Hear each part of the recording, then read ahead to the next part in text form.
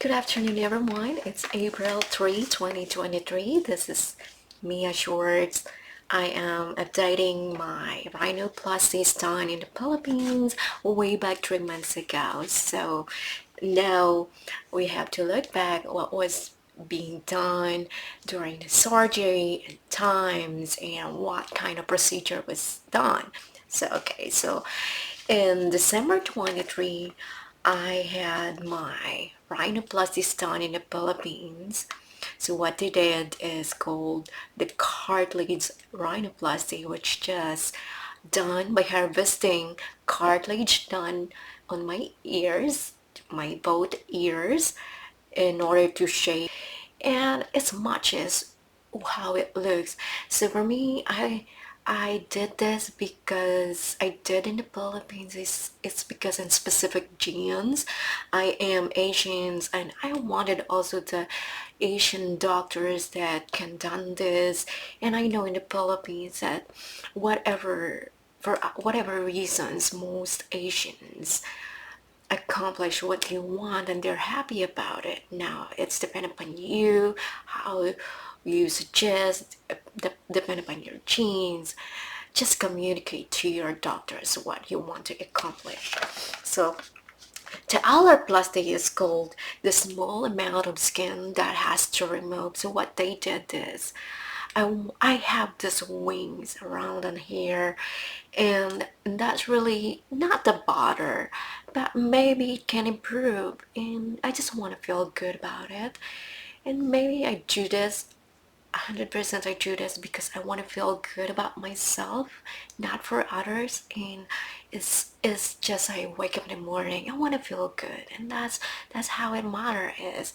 And then the third plastic is that reshaping your nose. So for facial features, you want to look like your shape of your nose, how it looks like. So overall, the cartilage is forever, like it's permanent, that don't have to redo it again unless there's something wrong eventually happens. So because there's stitches inside still that they have to hold on to that, the cartilage.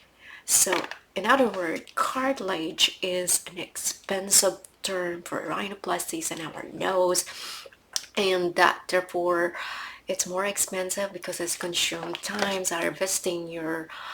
There are kinds of cartilage rhinoplasties where they have harvest here on my 2 ears. Sometimes other people can do it in the ribs, and some others can your nose, so rib, ears, and that considered to harvest our cartilage. So to discuss what they did is I went there at 10 o'clock, and then 11:30 I already get in to get my blood pressures and to see the conditions if I'm ready. So the thing is that I do not have my normal blood pressure is 100/80, and that's always taken that, and not than that a higher 110, that's the most highest. But during the time, I'm not afraid, I'm ready for it. However, in the back of our mind, we don't even realize. For me, it's a kind of a procedure. So I'm always kind of ready for it, and it's just slip, and I'm just kind of ready for any kind of procedures because I feel like I had so many done, and regarding my breast, regarding on my given birth for my child's, which is all normal. So I kind of used to it.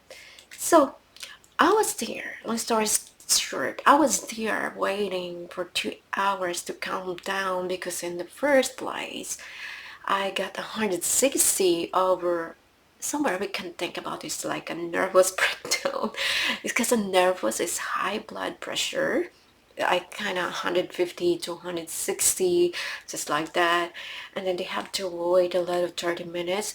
And then the second, it went down to 140. Oh, okay. Now I feel good about it. But it's just, hey, I'm not really a high blood, but what's happening in my body? So the response is you don't even know why you're nervous at.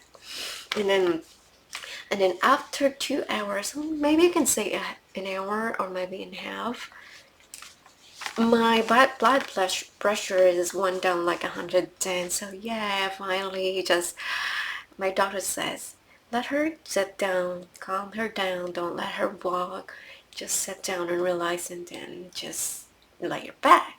And after all of a sudden, it's went back to normal, which is 110. So that's perfect. I'm ready. So the total of that waiting is 12 o'clock, and then uh, they gave me sedation to at least maybe block my mind to for ready for my procedures. So what happened does is that that thing is like my nervous system. I feel like my brain is knows something is going on. However, I'm not totally asleep, but I cannot feel the pain. So I said, oh no, like, oh no, I feel like the procedure step by step. I know everything exactly what happened, but my body is just, don't feel that pain. So anyway, it took, like 6. We finally finished. The doctors got it done at 6 o'clock, so we more likely start at 12 to 6. So it's a long process procedure, because first harvesting in the first year, and then the second year, and then doing the stop in here. Of course, all of that process takes from 12 o'clock to 6 o'clock, and we're done finally. And I don't even feel pain after all, like after it's done. And then the first day, yes, at the first day, it's just total process. It's just a feeling of sensations, and I can say this is not like a breast augmentation. Like, you do not have to feel pain that much, but in rhinoplasty, it's takes so long for healing and process, and your nose, even your nose a little touch, the sensation is super hurtful. So anyway, now I choose to not to get any pain reliever in order for me to, I like normal process. Everywhere I go in surgery, I refuse to get pain reliever, just because it's up and at the other part of our brain. So in other words, if I can if I can control the pain, I will not for me, I will not going to take the pain reliever, and that's it. So in other words, 3 days I'm fine. And in here, so the cartilage rhinoplasty is done. After that is I have to take the medications, which I said again, I do not like to take any pain reliever. However, I wanted to finish my um, amoxicillin. The amoxicillin is amoxicillins that any infections that can prevent. And I took that for 7 days, and after that I'm done. And then the first week was a wound cleaning, because all of that blood was stuck in there, they have to clean. And then the second week, I needed to get the stitch removal, and then they have to get all of that. And then some other part, like in here, that close in here, they have also to remove of that. And then the third day, the final stitch removal is the third weeks, and that you're totally no more stitch in your face regarding the tips. And then I think most likely I have here, right here on the top only, because I have so much excess in here that they have to cut like the wings on my nose. And then the third is, yeah, you cannot eat So the first week you cannot eat anything that can harms your incisions together with eating some itchy like seafoods to make your skin itchy, so you don't want to scratch just like that. So avoiding that. And the second day, or any alcohols, avoid that for at least a month. It depends. For usually before and after week, that's the most important thing, that you do not put any alcohol on your body. So yes, I can tell you. So this is it. This is my doctor's. I have his names, and yeah, I'm so thankful because you know what, I accomplished the thing I want. I want to be in natural look. I also wanted to make sure that I'm not gonna spend another 10 years to remove. So silicone sometimes can shape your nose in a better way, which is like, but the deformations is up to 10 years, where you have to repeat again and go back to the another surgeon to do some another step again, and you don't want to do that. So although pricing is a little bit a half thing what I compare to cartilage, which is like permanent. So what you feel, whatever you can afford, but I can suggest that if you have that little bit money and you spend it, maybe for me, I am 100% go for permanent, because you do not have to repeat yourself over and over for a long run, and that's what I say. So the cost has cost me 3,000 to 4,000 US dollars, or what we call it, for me it's like 200. More likely we spend $200. I think I spent 195,000 Pesos. 3 months. This is now the shape. There's like a scar a little bit and right here. And then what do I feel? I still have pain. The sensation is still here.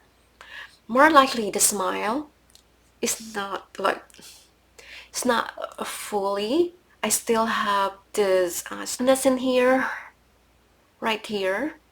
And then the smile is naturally. But in compared to Oman, you barely smile and it feels like so funny. And then the second month a little bit stretch. The third month is you're fully stretched. However, this here, right here in the middle, it feels like, feel that sensations in there. I don't know how long, but I was still update that I smile in a normal way, because I know I know there's still like funny thing in here, still sensations in here. I touch in here, still I feel it. Yeah, I can say is I'm very happy I did it. And I am 37 years old now. And I think for us girls, it's not too late. Do what makes you happy. And if you can afford that, go for it. And go in a safe way. And that's what. First, look for a surgeon that have a license, and secondly experience, and for look for ratings, and that really can achieve what you want to accomplish, and let your doctor suggest the projections and your genes, and that's it, and that's what I can say. And right now I feel normal in a way that I wake up in the morning, I do not have to think about my nose. But I will have to, yeah, I will have to put this prior, and then secondly compare what really changed on my nose. So I know that the cartilage here are so thick now, and also the wings, which is amazing. It's done. And that's it for now. Thank you so much for listening to me. My name is Mia Schwartz. I am 37 years old. So that regards you can pick up some. Okay, so you eventually you will go through this kind of surgery if you like to, so you know exactly what to prepare. And that's it for now. Bye.